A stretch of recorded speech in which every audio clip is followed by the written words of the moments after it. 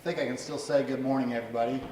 We've now completed the first half of the first year of the 100th General Assembly. In my opinion, one of the more successful beginnings to a General Assembly we've had. We have passed, third read and passed 70 different pieces of legislation by over 50 different members of the body. Obviously, the highlights of that, we've passed the most far-reaching, comprehensive pro-life bill in the country in House Bill 126. We've passed four separate workforce development proposals. Obviously, those were priority for our members as well as for the executive branch. We've passed 6 separate criminal justice reforms, moving the ball further in that space that I think we've done in years. And obviously, we are on the cusp of preparing for the budget the first week back from spring break. With that, I'm happy to take any questions. Are you confident that the state's going to meet its revenue projections for this year?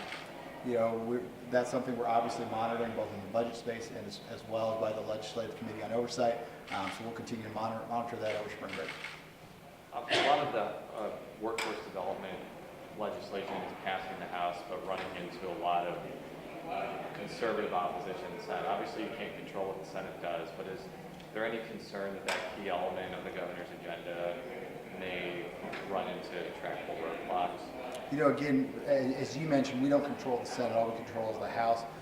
It was a priority to many of our members, and we moved it out, and we'll continue to negotiate with the Senate as the session goes along. Are you giving up on the charter school bill that keeps being rumored to come up and it doesn't? No. You know, one of the best parts of having a really large caucus is having a large diversity of views. Everybody in this caucus wants to figure out how we can advance the ball on education.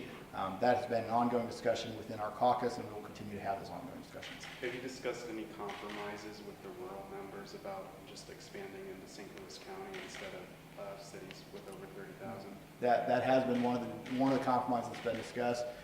The sponsor of the bill came to us this week and said she's continuing to work on potential compromises and trying to build a broader coalition. And at the time, she was not prepared to go to the floor, and we honored her wishes. Anything else? Mr. Speaker, two questions. Number one, what is your position on Chairman Smith's $100 million proposal for transportation to use GR funds? And two, have you taken a position on Representative Fitzwater's constitutional amendment that would reduce the size of the House down to 1, I believe 136? First, as far as my position on the budget chair is $100 million. I support the budget chair. I support his position on that. We've had some fruitful discussions with both the Senate leadership and the governor's office on reaching an agreement, and I think those discussions will continue, and I'm hopeful.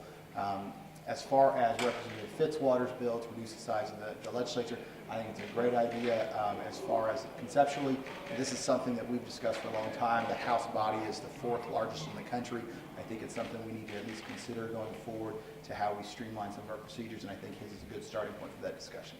I have a question actually for Representative Smith. Have you talked with members of the Senate about your plan for bridges? And do you think that there could be some sort of combination of your idea and maybe the governor's idea and the Senate's idea by the time the legislature ends? I have had some conversations with some folks on the other side of the building.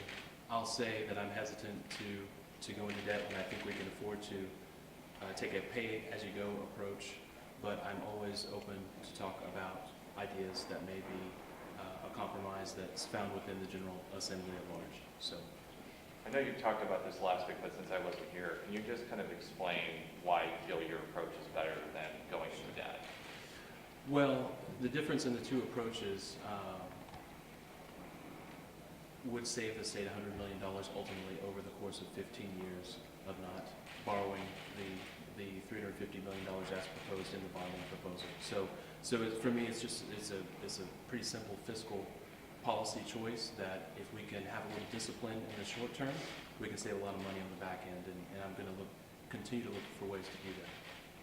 Last week, the Senate leadership brought up that going with the $100 million may put a $175 million grant at risk. What's your perspective on that? So we're working through that now.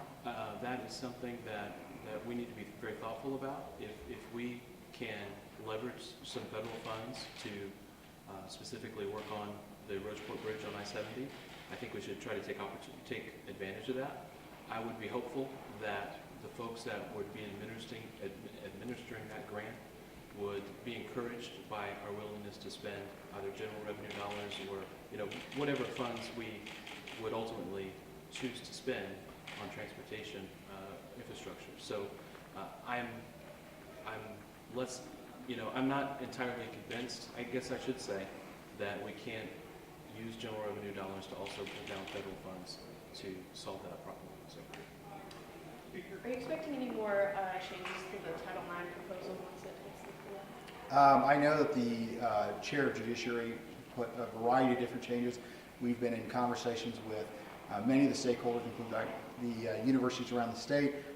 They've obviously significantly, in their minds, it has improved the bill. I talked to one of them yesterday that said they were 95% of the way to being in agreement with the language. We're going to continue to work on that.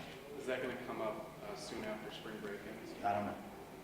How committed are you to getting sports wagering and DLT? There's been a lot of disagreements among those involved. It doesn't seem like they're getting closer, but what's your opinion? One of the things about me is I put those bills in the committee. I let the committee chairs handle those bills as they see fit. At the point that committee chairs pass the bill and send it back to me, then we'll see about putting it on the floor. So how well would you wager that something is It's impossible to set a betting line on that. Thanks, everybody. Thanks.